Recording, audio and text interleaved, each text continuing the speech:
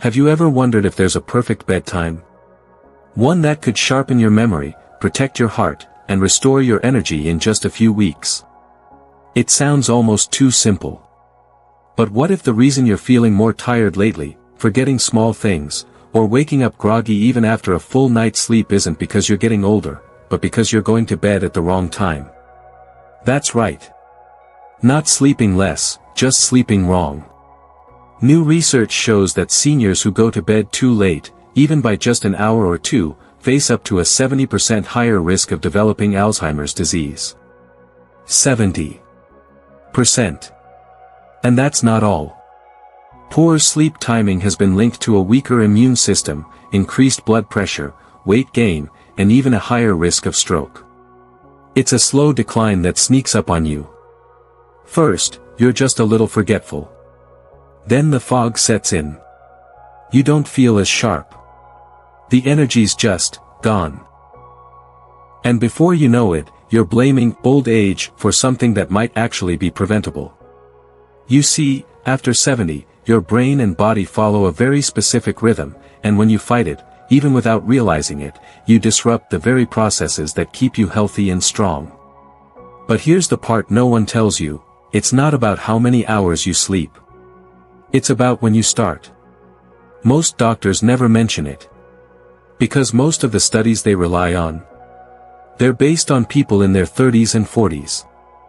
But you and I both know, your body isn't the same anymore. Your needs have changed. And that's why thousands of seniors are unknowingly putting their brains, hearts, and bodies at risk every single night. But it doesn't have to be that way.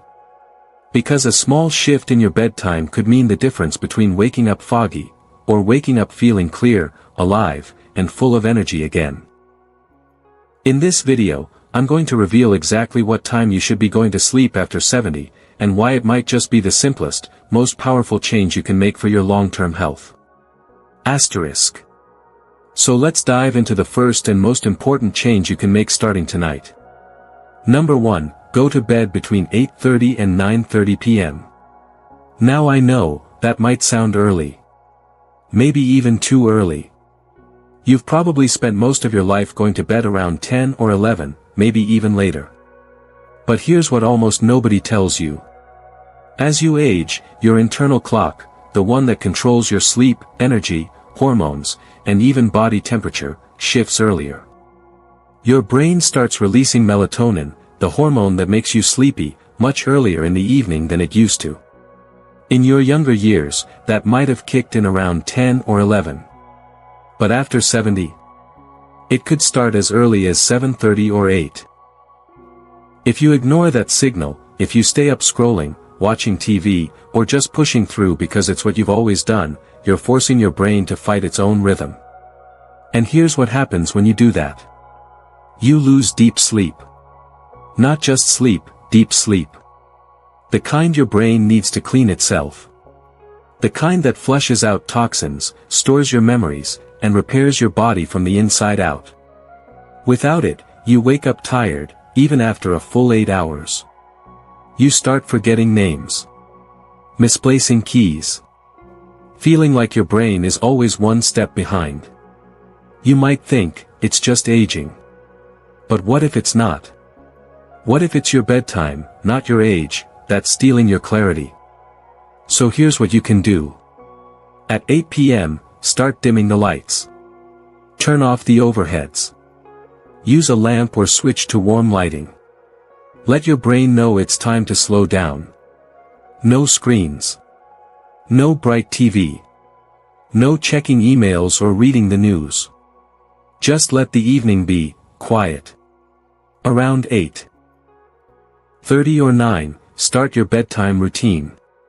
Maybe that's brushing your teeth, changing into something cozy, and doing a few minutes of light reading. And then, just allow yourself to sleep. Even if you're not used to sleeping that early. Your body is ready. It's waiting. And it will thank you in ways you'll feel by the morning.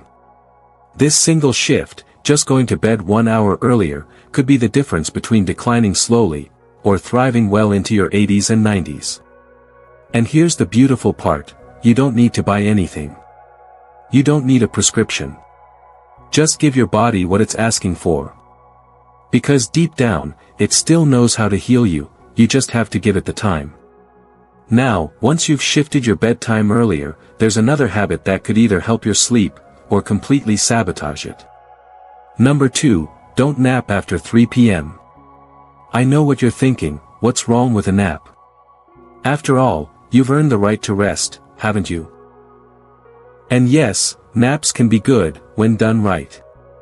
But here's what many people don't realize, a nap that's too late in the day can actually throw your entire sleep rhythm off balance.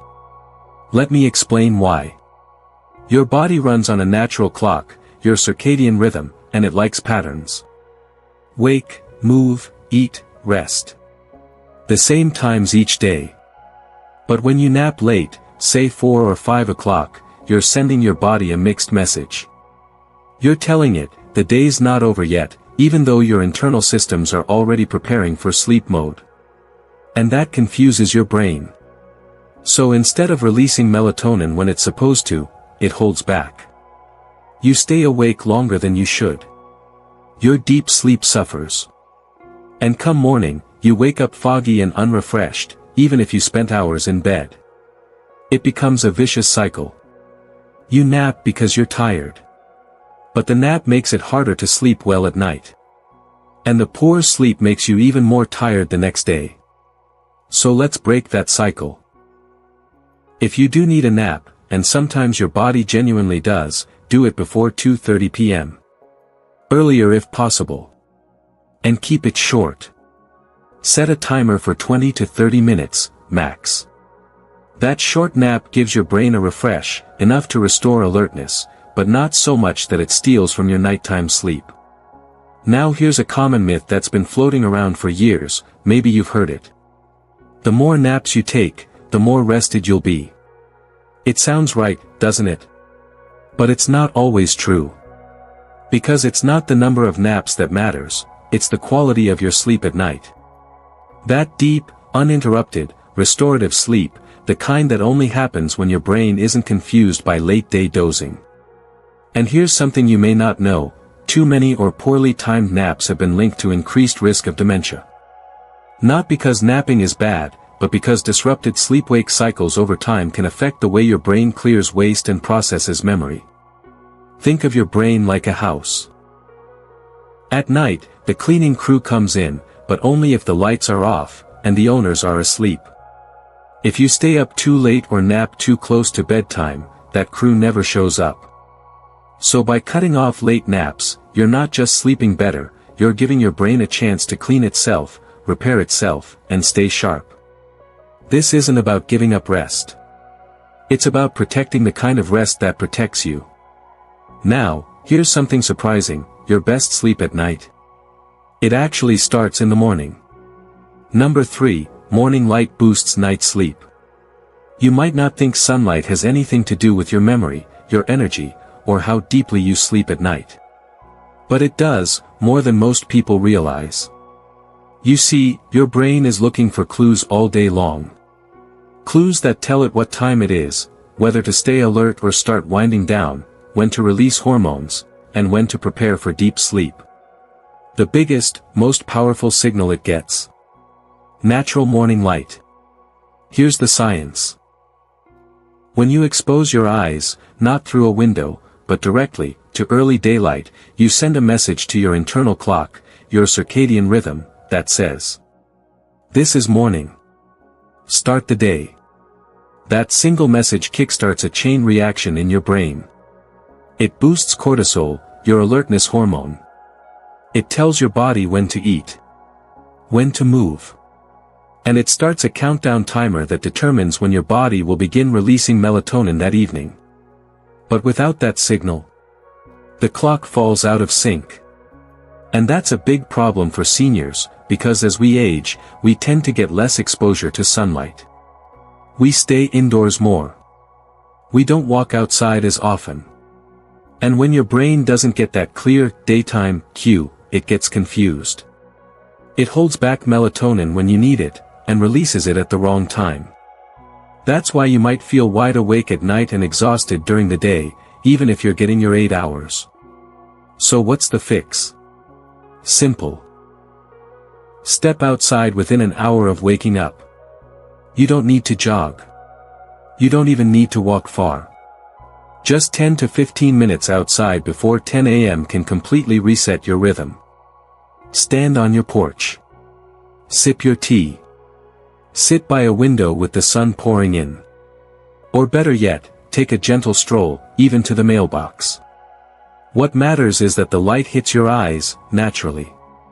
No sunglasses, no glass between you and the sky.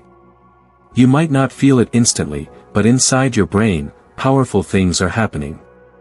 Your body starts syncing with the real day. Your mood lifts, because sunlight boosts serotonin, the feel-good hormone. And about 14 to 16 hours later, your brain knows exactly when to release melatonin. That means you fall asleep easier. You stay asleep longer.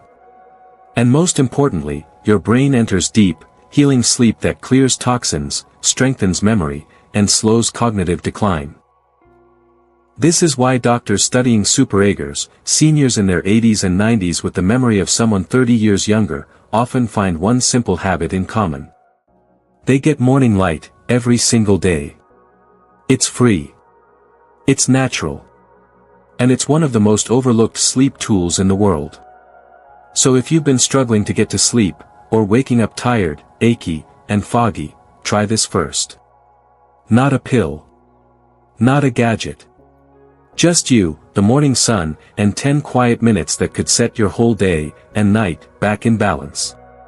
So if you want sharper thinking, better energy, and fewer health risks, it doesn't have to be complicated. You don't need a dozen supplements, expensive treatments, or some high-tech sleep gadget. Just go back to what your body has been asking for all along. Start sleeping earlier, between 8:30 and 9:30 p.m., when your brain is naturally ready to rest. Skip those late naps that confuse your system and rob your nights of deep, healing sleep. And soak in that early morning sun, the simplest reset button for your entire body clock. Even just one of these small changes, done consistently, can help you wake up clearer, move easier, and feel more like yourself again. Because better sleep isn't just about feeling rested. It's about protecting your mind, your memory, and your independence, every single day. Which of these habits surprised you the most? Was it the idea that your brain might be begging for an earlier bedtime? Or maybe it was realizing how just 10 minutes of morning sun can unlock deeper rest at night. Sometimes the simplest things, the things we've overlooked for years, turn out to be the most powerful. And maybe you've already started doing one of these. Maybe you've been going to bed earlier, skipping that afternoon nap, and waking up feeling more refreshed than you have in a long time. If that's you, we'd love to hear about it. Drop a comment below and tell us. What's working for you? What's changed? Or even, where are you watching from today? Whether it's a cozy home in Florida, a quiet cottage in the countryside, or a big city apartment, this is your space. A place where thriving at any age is not just possible, it's expected. Because aging doesn't have to mean decline. It can mean clarity, strength, peace of mind. And with the right habits, the right timing, and the right community, you can wake up every day feeling more in control, more alive, and more you. So if you believe, like we do, that the best years can still be ahead of you, if you believe aging should mean thriving, not slowing down, then take a second right now to like this video. It helps more people just like you find these tips. And be sure to subscribe to Thriving Age Tip for more uplifting, science-backed health advice tailored just for you. You're not done growing. You're not done learning. And you're definitely not done living well. Let's keep thriving, together.